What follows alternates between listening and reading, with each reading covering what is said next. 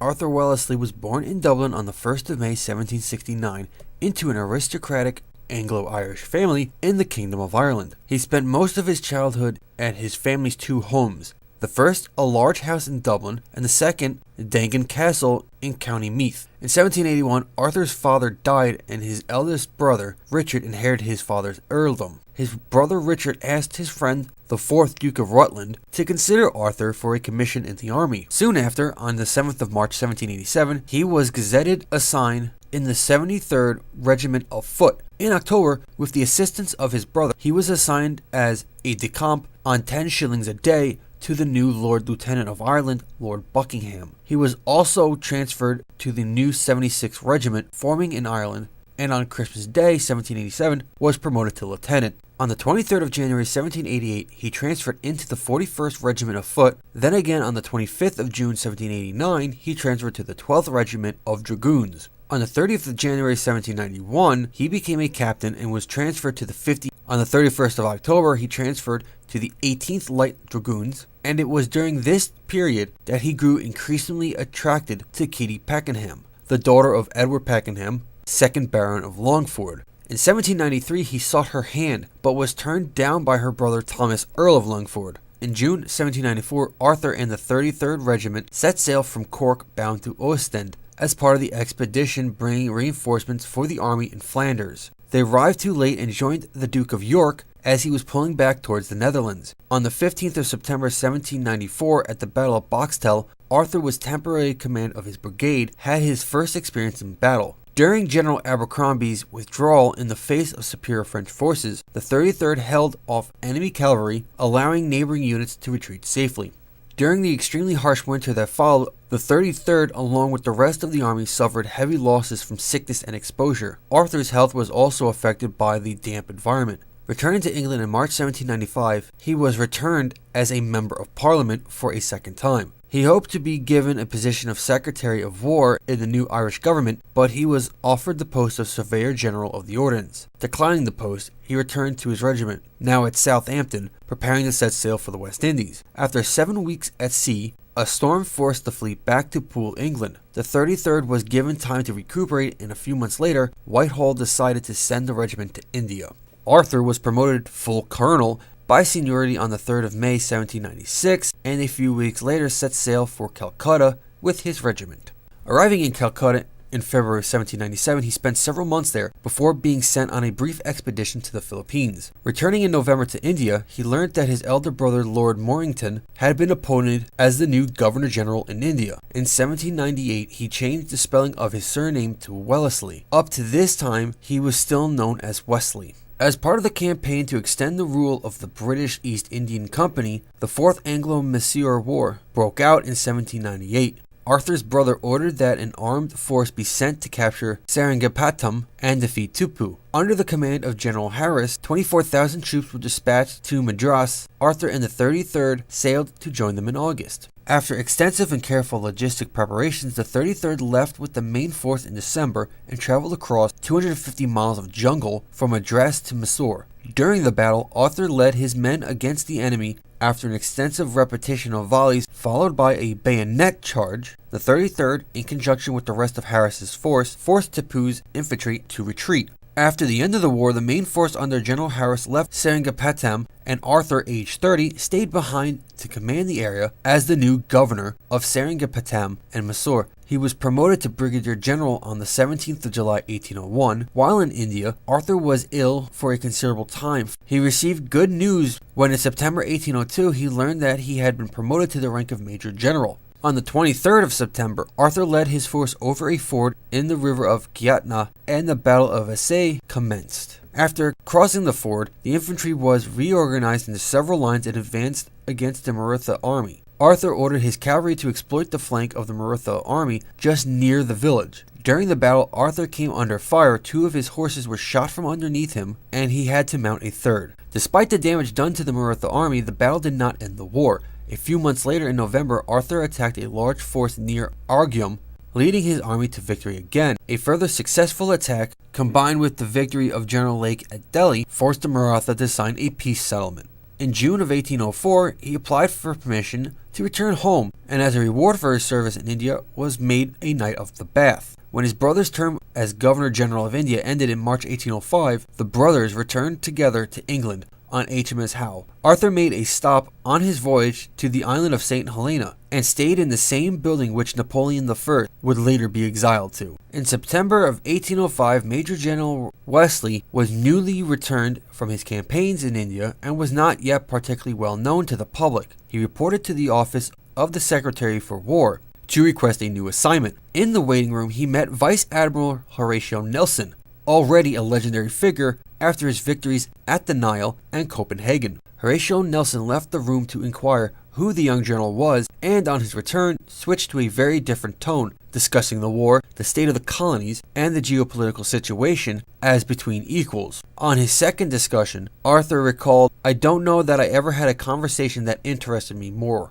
This was the only time that the two men met. Horatio Nelson was killed at Trafalgar just several weeks later. Upon his return from the Hanover expedition in 1805, Arthur received good news. Kitty Pakenham's family had consented to his marrying her. Arthur and Kitty were married in Dublin on the 10th of April 1806. The marriage would later prove to be unsatisfactory, and the two would spend years apart while Arthur was campaigning. He then took a period of extended leave from the army and was elected as a Tory member of the British Parliament in January 1806. A year later, he was elected as a member of Parliament for Newport on the Isle of Wight, and was then appointed to serve as Chief Secretary for Ireland under the Duke of Richmond. Arthur was in Ireland in May of 1807 when he heard of the British expedition to Denmark. He decided to go, stepping down from his political appointments, and was appointed to command an infantry brigade in the Second Battle of Copenhagen, which took place in August. By the 30th of September, he had returned to England and was raised to the rank of Lieutenant General on the 25th of April 1808.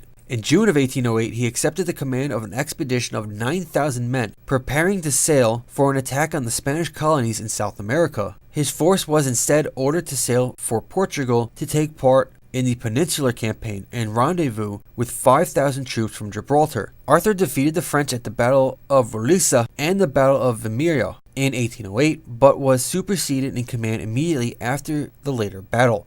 Arthur arrived in Lisbon on the 22nd of April 1809 on board HMS Surveillant. Reinforced, he took to the offensive. In the Second Battle of Porto, he crossed the Douro River and routed Marshal Soult's French troops in Porto. With Portugal secured, Arthur advanced into Spain to unite with General Custer's forces. The combined Allied force prepared for an assault on Marshal Victor's First Corps at Talavera on the 23rd of July. General Custer, however, was reluctant to agree and was only persuaded to advance on the following day. The delay allowed the French to withdraw, but Custer sent his army headlong after Marshal Victor and found himself faced by almost the entire French army in New Castile. The next day, on the 27th of July, at the Battle of Talavera, the French advanced in 3 columns and were repulsed several times throughout the day by Arthur. Arthur moved east, leaving 1,500 wounded in the care of the Spanish, before finding out that the French were in fact 30,000 strong. The British decided to retreat into Portugal. Following his victory at Talavera, Arthur was elevated to the peerage of the United Kingdom on the 26th of August as Viscount Wellington of Talavera and of Wellington. In 1810, a newly enlarged French army under Marshal André Massena invaded Portugal. Lord Wellington first slowed the French down at Bocasu. He then prevented them from taking the Lipsa Peninsula by the construction of his massive earthworks, the lines of Torres Vedras. In 1811, Massena returned towards Portugal and relieved Almeida. Wellington narrowly checked the French at the Battle of Fuentes de Honoro. Wellington was promoted to full general on the 31st of July for his services.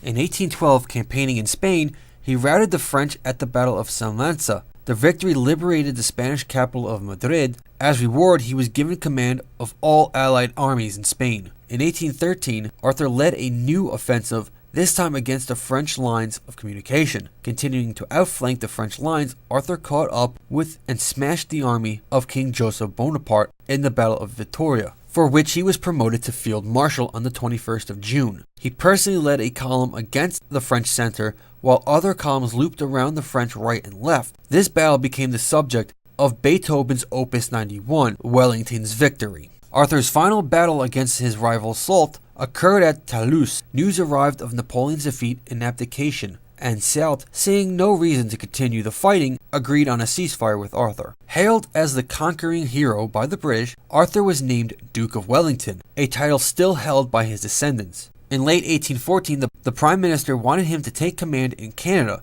and with the assignment of winning the War of 1812 against the United States. Arthur replied that he would go to America, but he believed that he was needed more in Europe. Arthur stayed out of Canada. On the 2nd of January 1815, the title of his knighthood of Bath was converted to Knight Grand Cross upon the expansion of that order. On the 26th of February 1815, Napoleon Bonaparte escaped from Elba and returned to France. He regained control of the country by May and faced a renewed alliance against him. Arthur left Vienna for what became known as the Waterloo Campaign. He arrived in Belgium to take command of the British-German army and their allied Dutch-Belgians, all stationed alongside the Prussian forces of Gerhard Leberecht von Blücher. The French invaded Belgium, with Napoleon defeating the Prussians at Ligny. On the 17th of June there was torrential rain, which severely hampered movement and had a considerable effect the next day, when the Battle of Waterloo was fought. This was the first time Arthur had encountered Napoleon. The Battle of Waterloo commenced with a divisionary attack on Hougemont by a division of French soldiers. A little before 4 p.m., Marshal Ney noted an apparent exodus of Arthur's center. He mistook the movement of casualties to the rear for the beginning of a retreat, and sought to exploit it.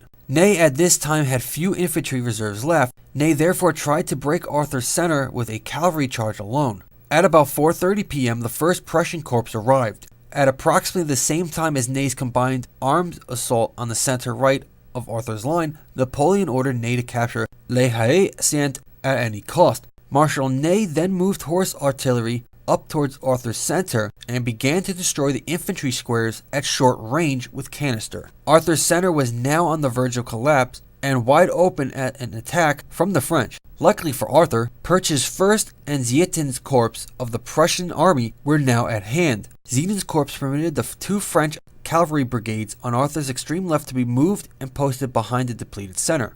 The French army now fiercely attacked the coalition all along the line, with the culminating point being reached when Napoleon sent forward the Imperial Guard at 7:30. However, Napoleon was not victorious this time. The French army began to retreat. Arthur stood up in Copenhagen stirrups and waved his hat in the air to signal an advance of the Allied line just as the Prussians were overrunning the French positions to the east. What remained of the French army then abandoned the field in disorder. Arthur and Blücher met at the inn of La Belle Alliance on the north-south road which bisected the battlefield, and it was agreed that the Prussians should pursue the retreating French army back to France. The Treaty of Paris was signed on the 20th of November, 1815. Duke Wellington entered politics again when he was appointed Master General of the Ordnance in the Tory government. He was appointed Commander-in-Chief of the British Army on the 22nd of January 1827. Arthur became an increasingly influential member of the Tory party, and in 1828 he resigned as Commander-in-Chief and became Prime Minister.